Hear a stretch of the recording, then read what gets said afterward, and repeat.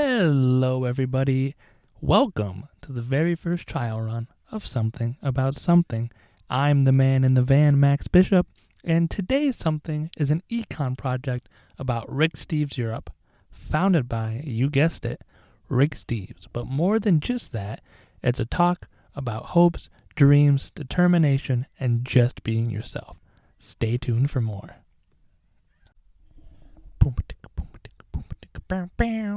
Welcome to Something About Something, the show where something is always about something. Beep bop boop boop bop, sponsored by nothing. Enjoy your episode.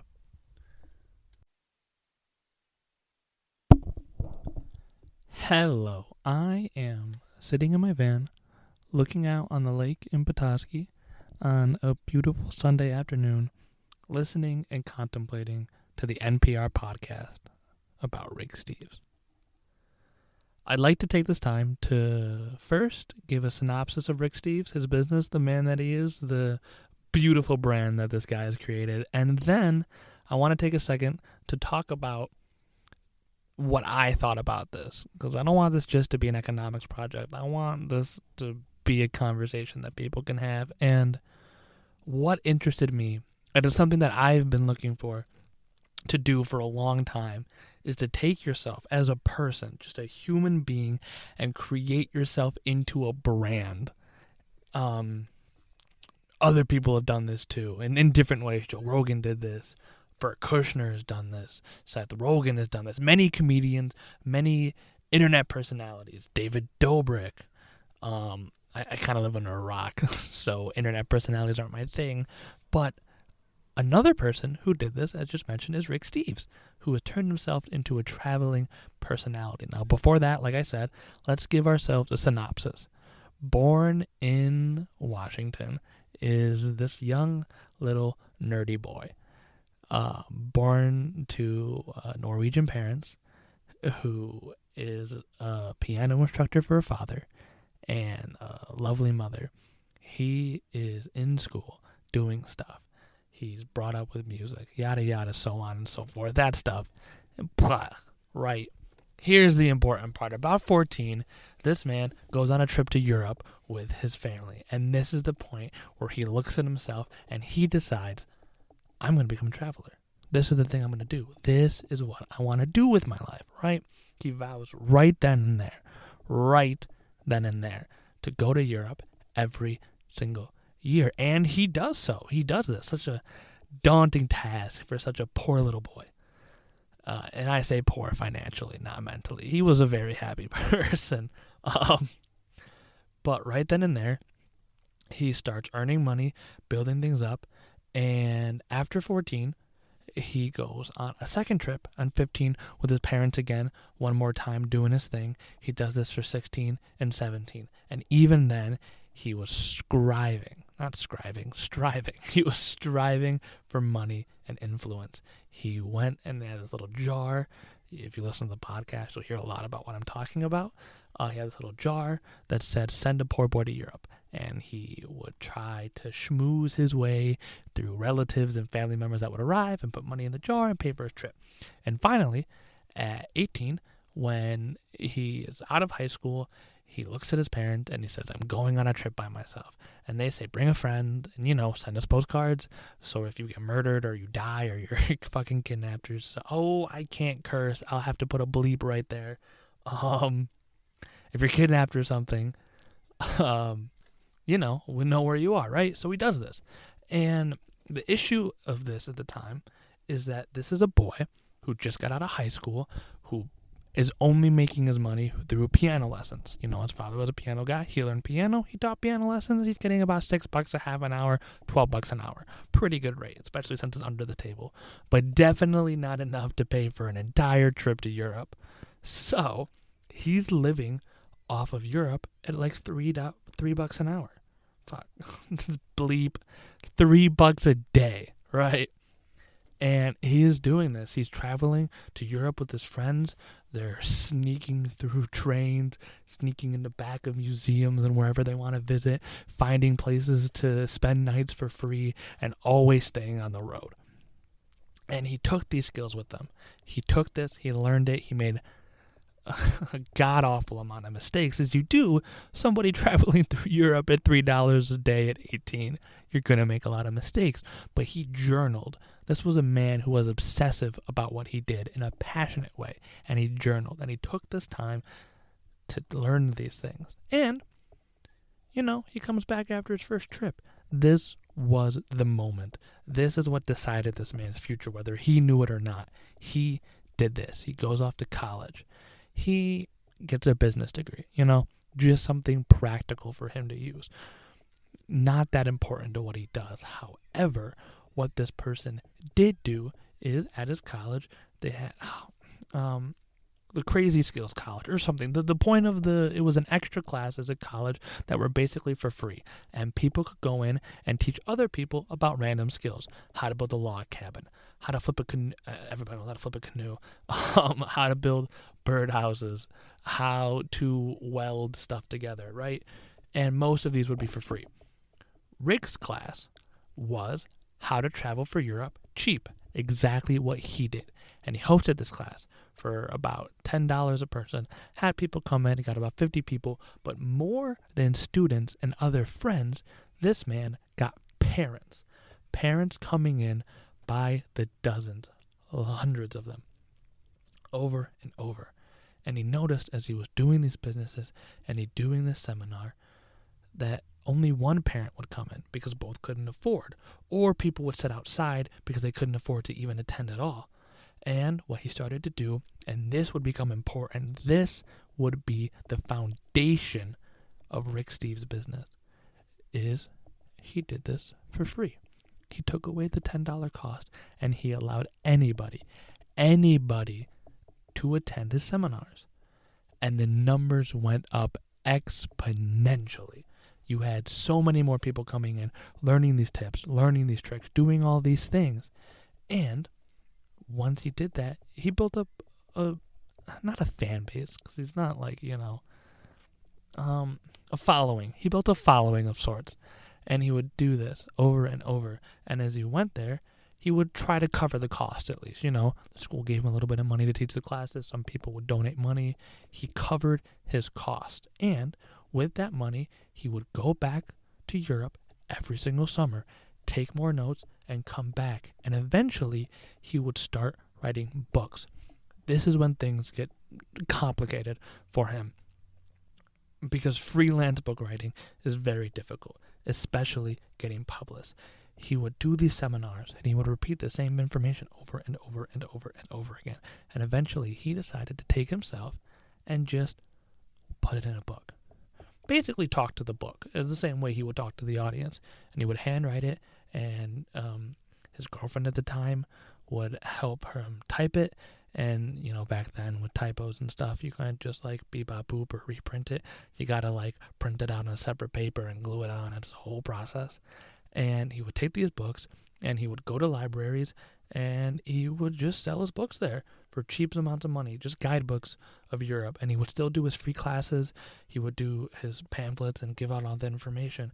And this would keep going until eventually he found a publisher.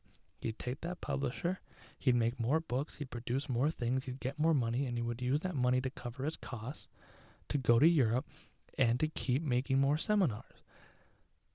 Eventually, this man became so famous, so incredibly famous, that he started giving his own tours.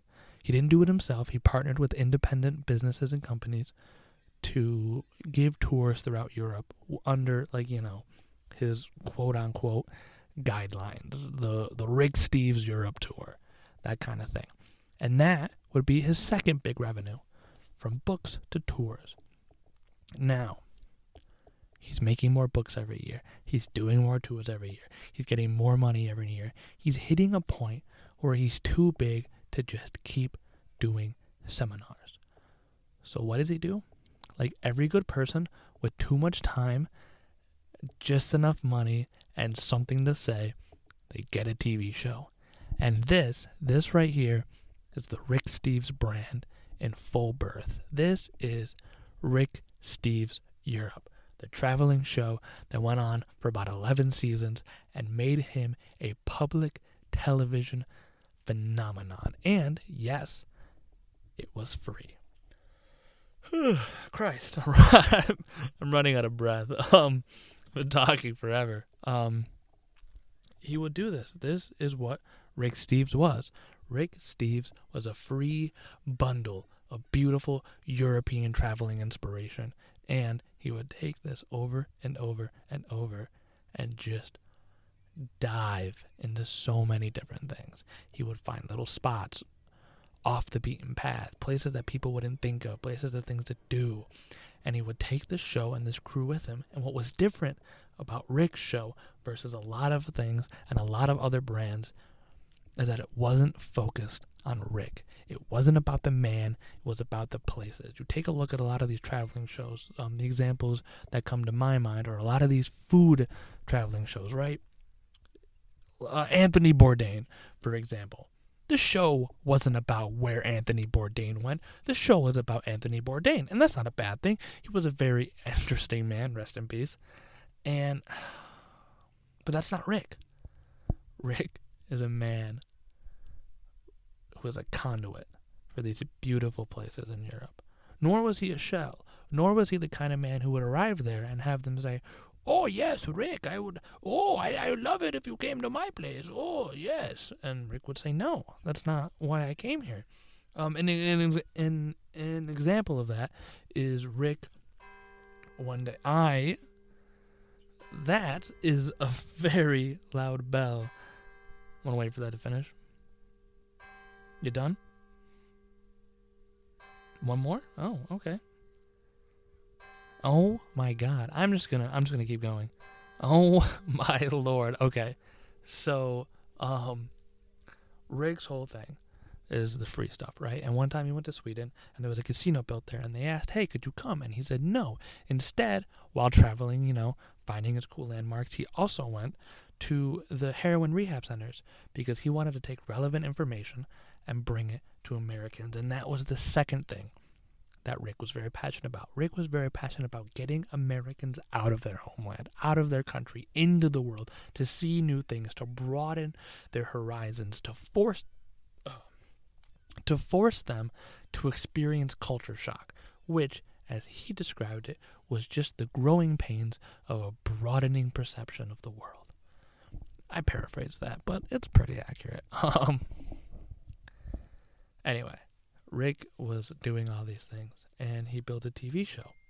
And shut up, phone. I am talking to my lovely audience. One of the big things that this man was also about was keeping it free and keeping it employed. However, there's a challenge that comes with being incredibly famous. There's a challenge that comes with that, especially as a traveling show, is that you go to these places, these beautiful, untouched, small, quaint little places, and you go to them and you talk to them. And what happens is they don't become quiet, quaint little off-the-beaten-path places. They become tourist attractions now, and that is a big thing for most traveling guides. Especially one who is about discovering unknown places, right?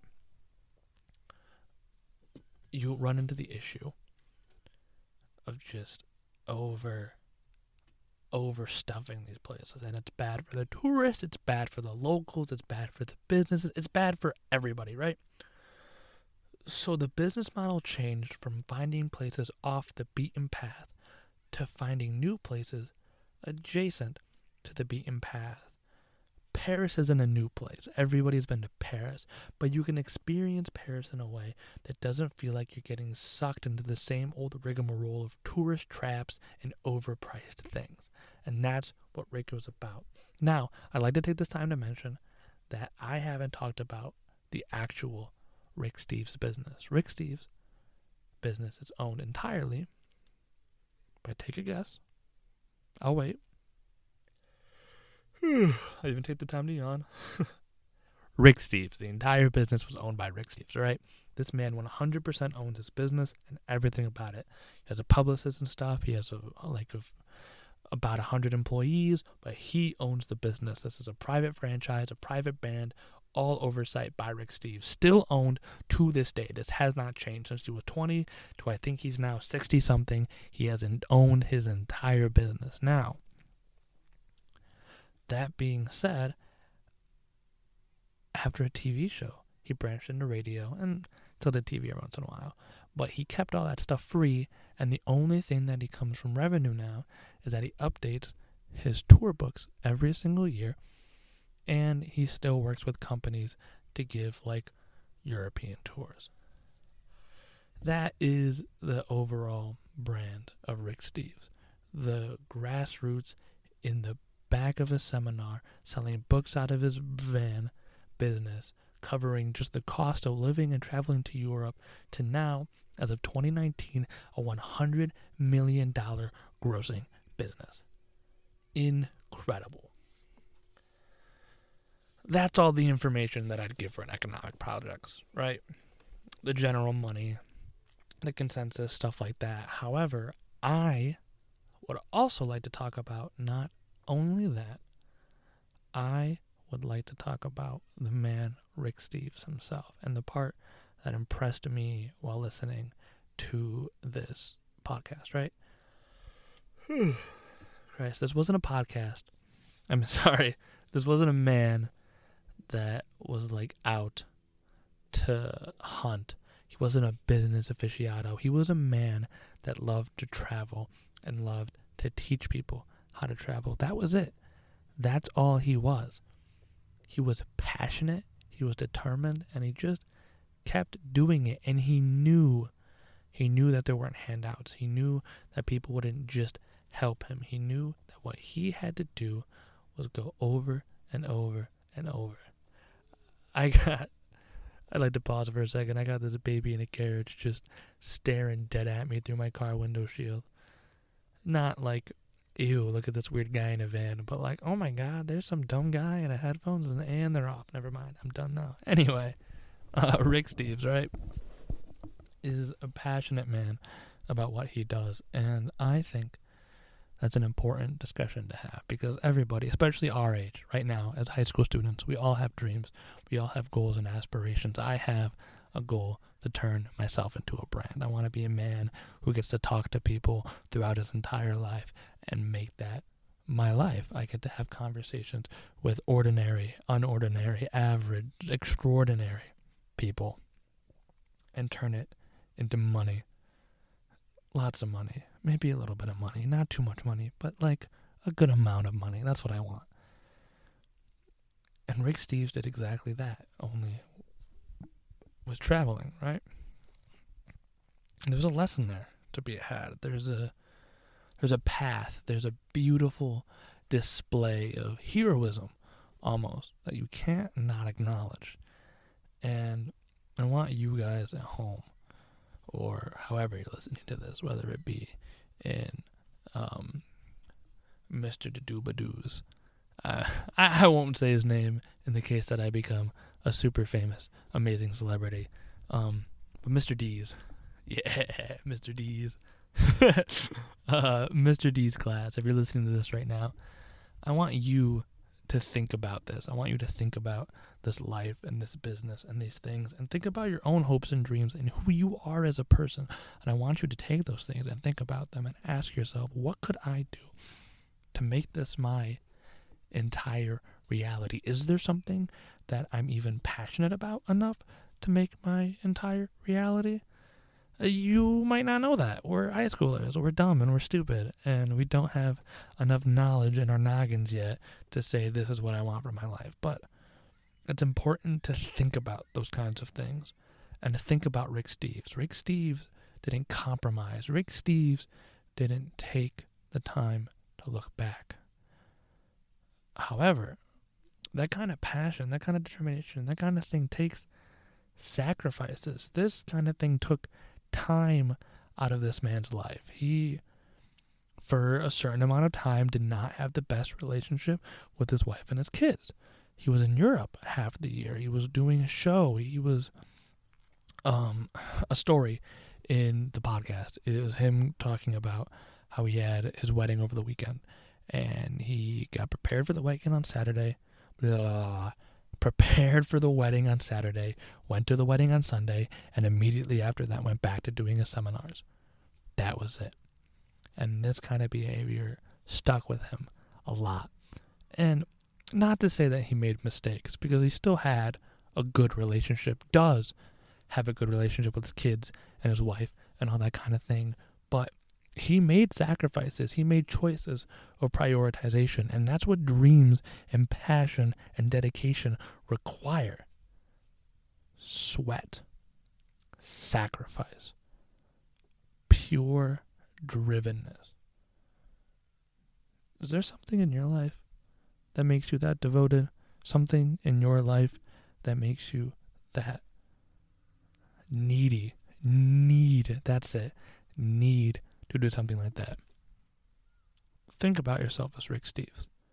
Think about what your Europe is. Think about where you want to explore and travel and share to the entire world. What's your love? What's your passion? What's your dreams? Tell me these things in the comments of this video. Like, comment, and subscribe. I don't actually have a YouTube channel yet, so I'm just saying these words for the sake of comedy. This has been a trial run to see how long I can talk with nobody else next to me. Hopefully, in the actual episode of Something About Something, I will have a lovely guest with me, ordinary, extraordinary, or otherwise. Thank you very much. This has been the very first trial run of Something About Something,